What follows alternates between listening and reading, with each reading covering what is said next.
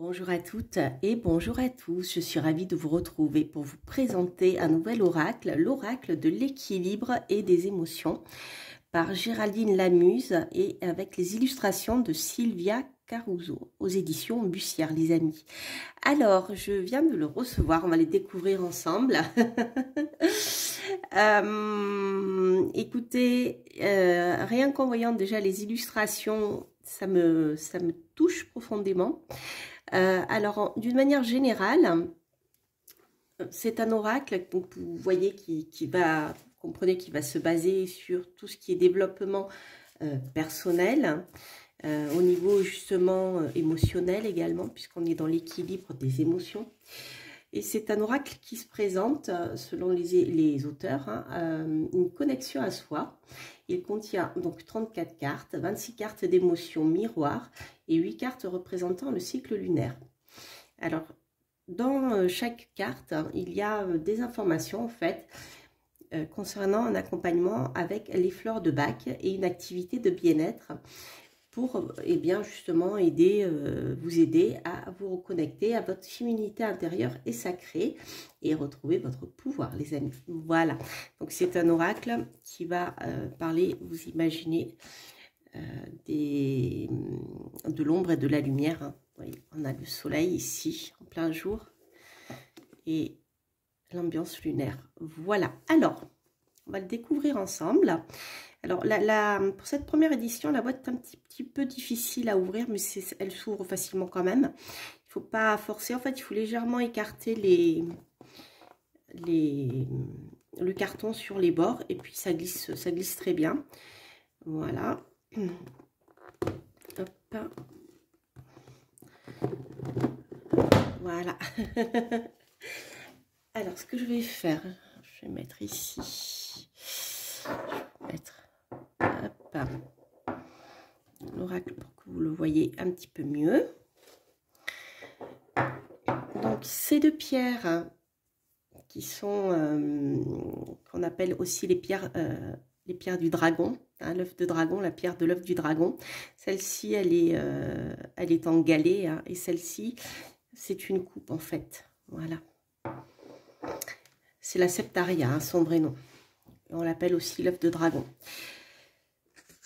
Alors, donc j'ai ces deux pierres, tout simplement parce qu'à la fin de la vidéo, je vais vous faire une petite guidance en me basant sur mon ressenti déjà, en voyant les cartes, et surtout en m'appuyant dans un second temps sur ce qu'il y a écrit dans le livre, de manière à ce que vous puissiez voir ce que vous pouvez trouver comme contenu au niveau du livre, et comment il va pouvoir vous aider à travailler cet oracle. Voilà, ça c'est un bon, j'ai remarqué un bon moyen de voir si c'est un oracle qui peut vous convenir.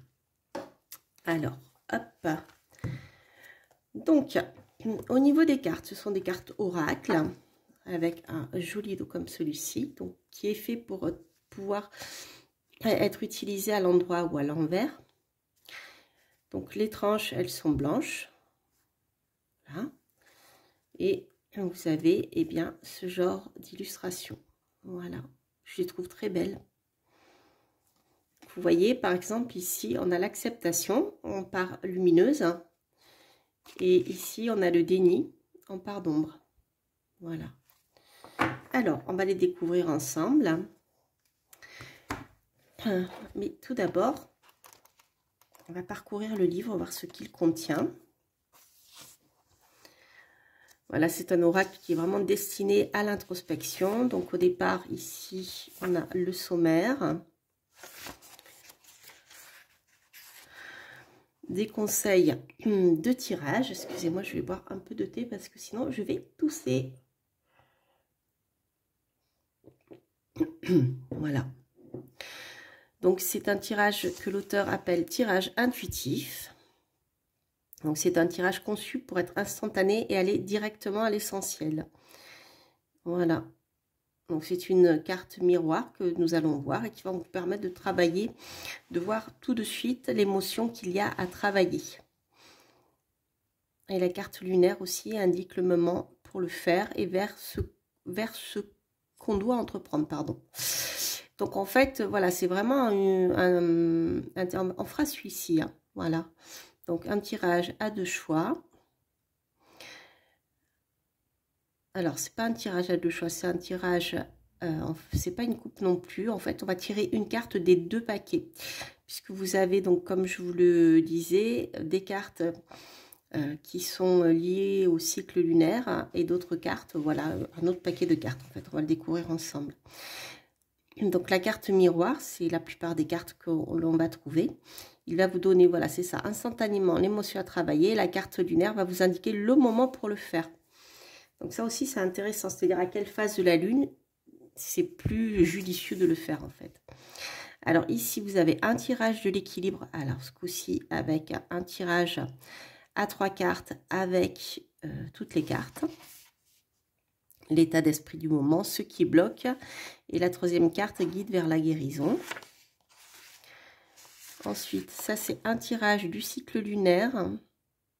Donc pour voir à quel moment, je dirais, il est plus judicieux de travailler nos émotions ou les ancrer, si elles sont harmonisées. Notamment, bien, c'est aussi lié au cycle féminin. Voilà. Voilà. Hop là. Alors, une petite présentation de l'histoire des fleurs de Bach. Donc, c'est intéressant, très intéressant. Vous allez découvrir ce que sont les fleurs de Bach. Ce sont des petits élixirs qui sont très efficaces, justement, pour équilibrer sur le plan émotionnel. Il en existe pour les enfants aussi. Et c'est vraiment très, très efficace. Je les ai testés, hein, et vraiment, c'est vraiment très, très bien. Donc là, une petite présentation du docteur Bach, celui donc, qui a créé ces élixirs. Voilà. Très, très intéressant. Avec la référence du site Fleurs de Bach. Ensuite, l'utilisation des fleurs de Bach. Pourquoi? Comment les utiliser? Par voie orale, par voie externe. Comment savoir quelle fleur de Bach utiliser? Donc la présentation du cycle lunaire, ça c'est important. Donc, vous avez toutes les phases lunaires, les 4 principales, plus les phases intermédiaires avec, voilà, vous avez pas la lune gibbeuse, si, voilà, vous avez les 2 lunes gibbeuses, c'est ça. Voilà. Ensuite, les cartes miroirs. Donc, les cartes miroirs, ce sont les cartes principales. Donc, par exemple, vous avez ce type de présentation, hypersensibilité et fragilité. Donc, hypersensibilité, on va dire, c'est la manifestation extérieure. Et la fragilité, c'est la petite chose qui peut bloquer, en fait. Donc, vous avez des mots-clés comme intensité, conscience, intuition. Voilà, l'hypersensibilité est une force. Lorsqu'elle est apprivoisée, nous déployons avec intensité toute notre lumière. Nous sommes émerveillés, conscients de ce qui nous entoure et ce que nous ressentons. Voilà, donc c'est aussi la carte de la... Comment dire, une carte qui est très favorable pour la médiumnité et la voyance, en fait. Voilà, car bien souvent, l'hypersensible décèle bien avant les autres ce qui se produit dans son environnement ou chez les personnes qu'il fréquente. Elle nous permet d'être complètement à l'écoute de notre intuition, ce qui peut faire de nous des visionnaires. Et ensuite, vous avez la carte en négatif.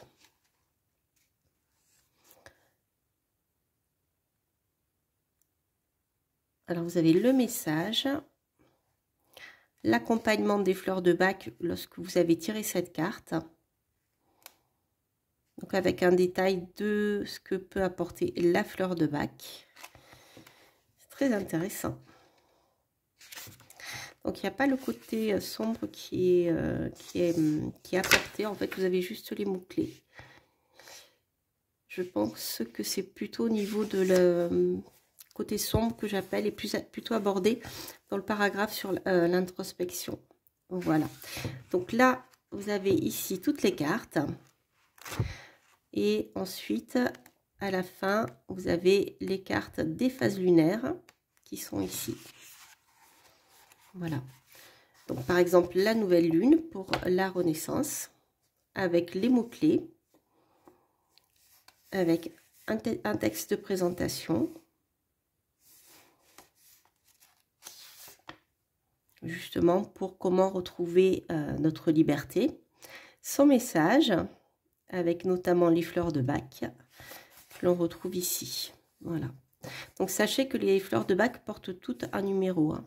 Voilà. Voilà, les amis, pour le livre. Donc, il fait 140-150 pages environ. Et on va découvrir donc ensemble les cartes. Et ensuite, je vous ferai un tirage à deux choix. Alors, vous avez comme ça. Hop. Voilà, vous avez celle-ci donc à l'envers et à l'endroit. Je vais les prendre plutôt dans ce sens, c'est plus sympa. Hypersensibilité et donc fragilité. L'amour de soi. L'abandon. Je les trouve très parlantes ces cartes. Ancrage et vulnérabilité. Confiance et peur. Je trouve vraiment les personnages très, très parlants. Solitude et amour. Assurance et timidité. Bienveillance. S'oublier.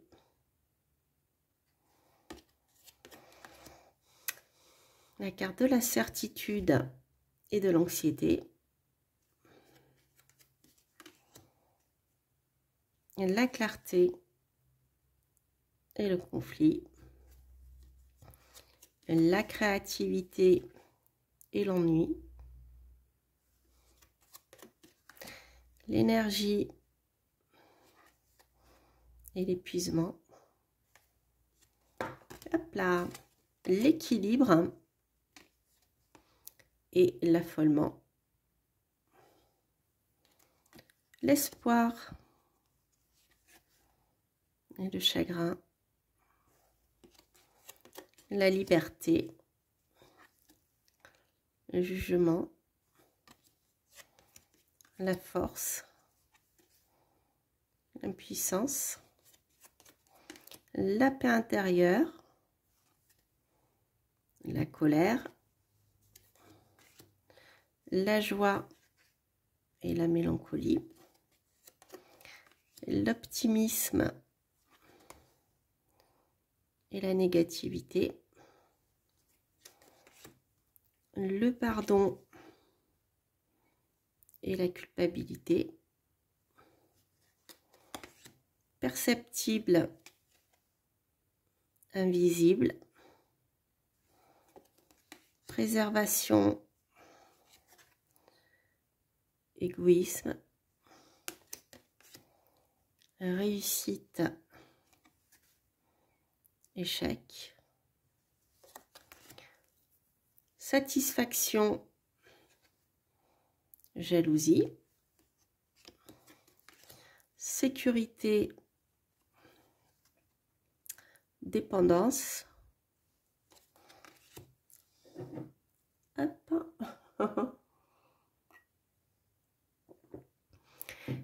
Ensuite, transformation et blocage.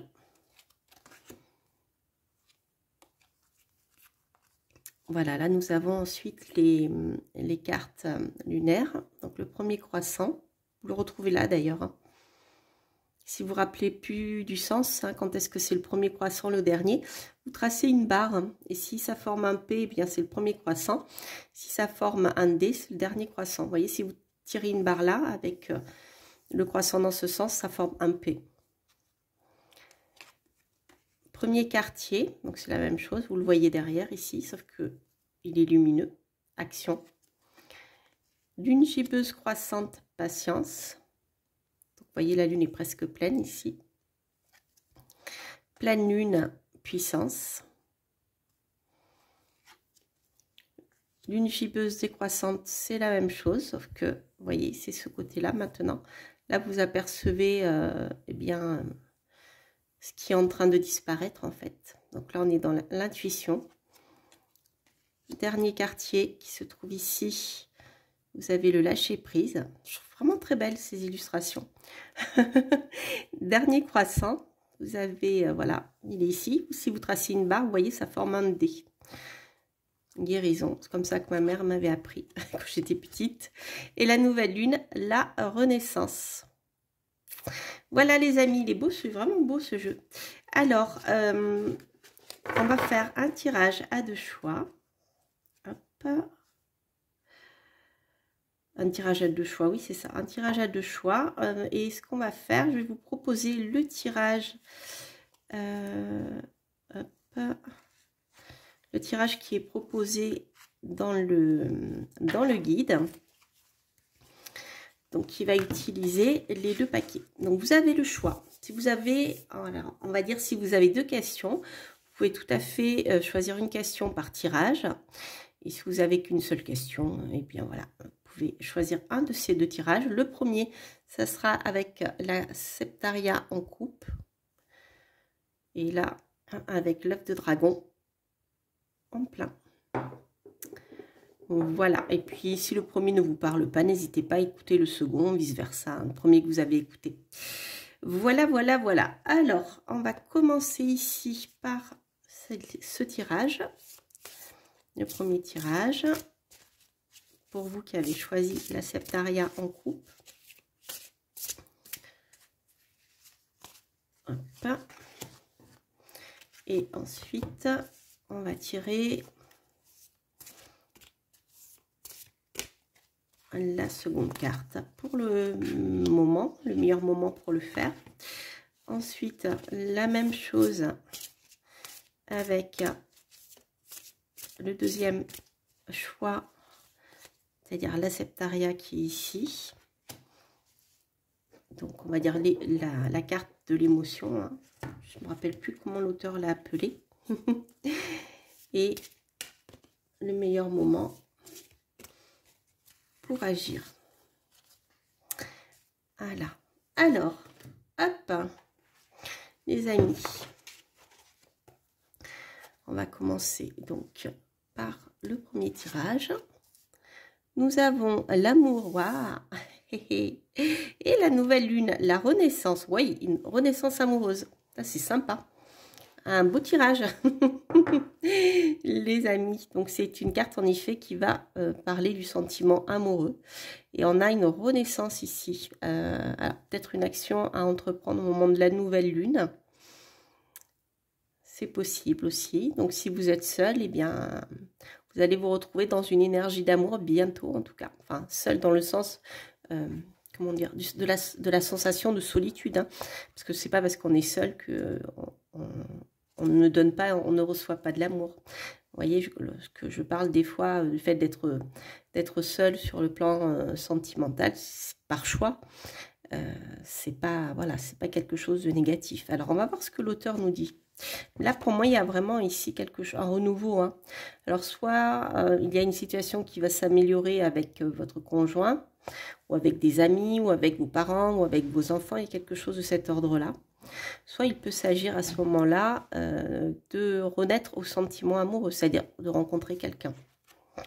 Alors, amour, foi, création, enrichissement. Donc, on va voir comment l'auteur et ce livre peut vous aider à travailler la carte de l'amour. Alors, foi, création, enrichissement. L'amour est un vaste sujet. Il demande avant toute chose de s'aimer, de s'estimer, de se respecter pour être dans sa complétude et ne pas aller chercher chez l'autre ce qui nous manquerait.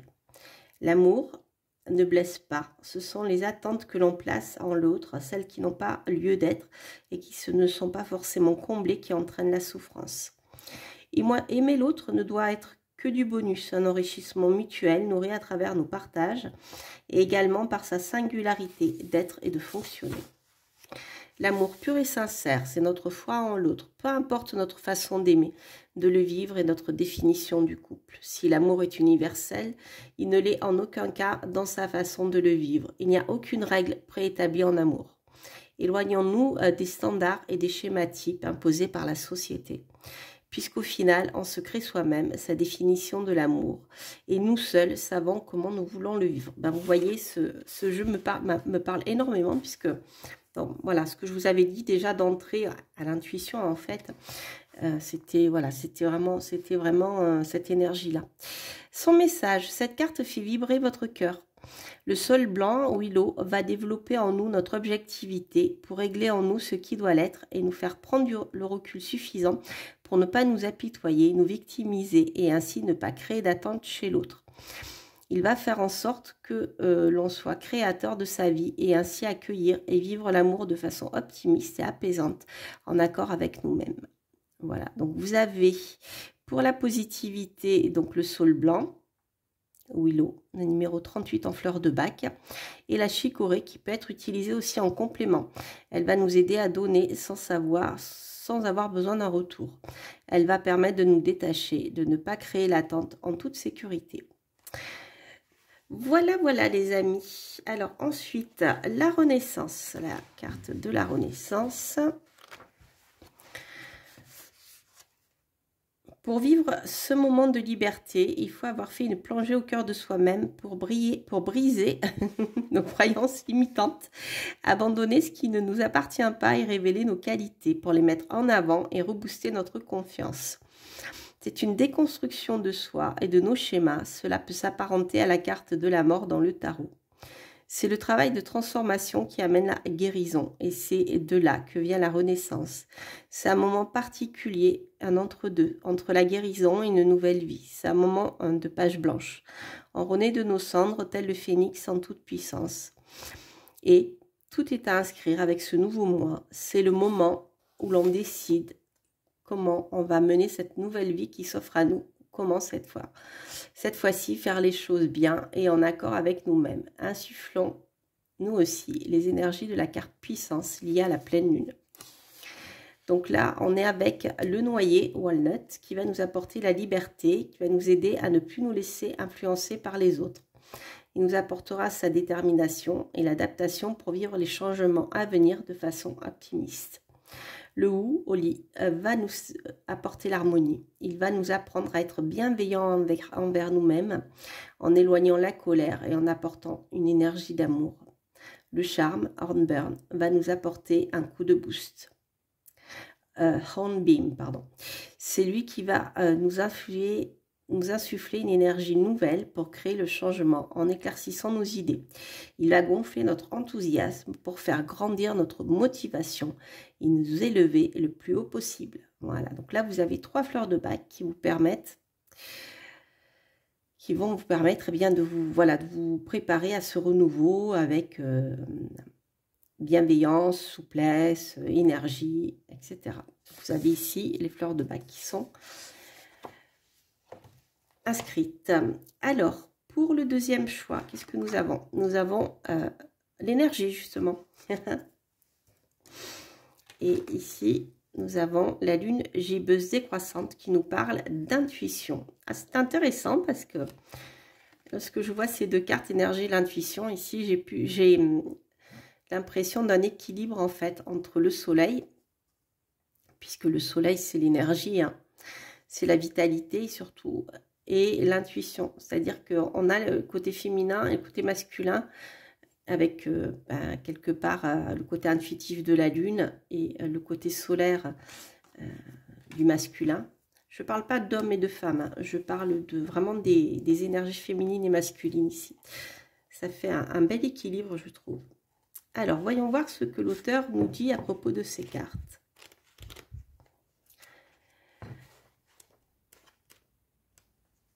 Alors, énergie. Alors, pour les trouver, comme elles ne sont pas numérotées, vous pouvez les trouver facilement ici, dans la liste. Alors, elles ne sont pas classées par ordre alphabétique, par contre, voilà. Donc, ici, nous avons énergie, voilà, 69, 71.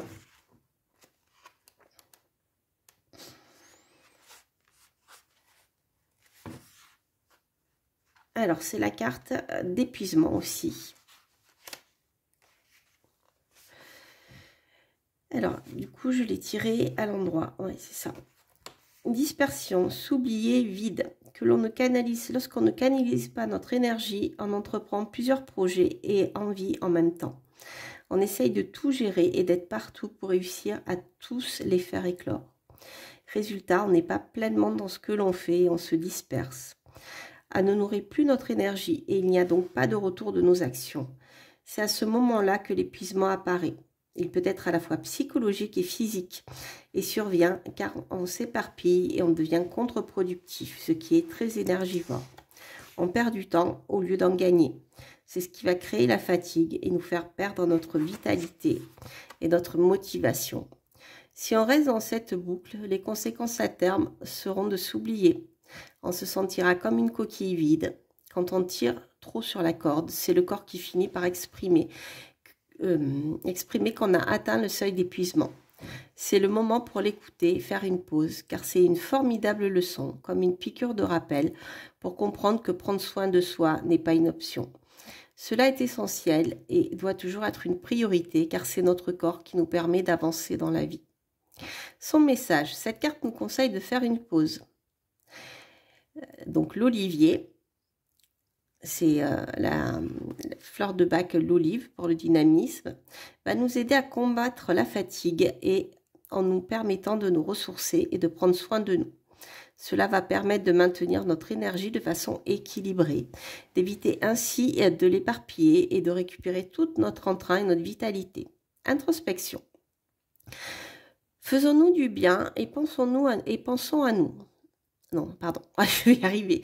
Introspection, faisons-nous du bien et pensons à nous, décidément. Consacrons-nous une journée, un week-end pour nous chouchouter et nous retrouver avec nous-mêmes. Dans ces moments d'épuisement, pour faire remonter notre énergie, faisons une danse de la motivation. On enclenche notre chanson préférée, on monte le son et on danse. Avec l'entrain du rythme, on va laisser peu à peu notre énergie reprendre sa place et s'exprimer. Oui, ça fonctionne super bien. Accompagnement des fleurs de bac, donc l'olive, wild rose et hornbeam pour l'entrain. Donc l'olive pour le dynamisme, wild rose pour la motivation et hornbeam pour l'entrain. Alors ensuite, la carte de la lune. Hop, elles sont à la fin.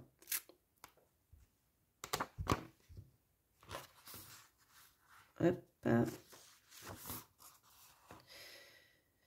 Il est assez facile, hein, finalement, c'est assez facile de naviguer dedans. Alors, attendez.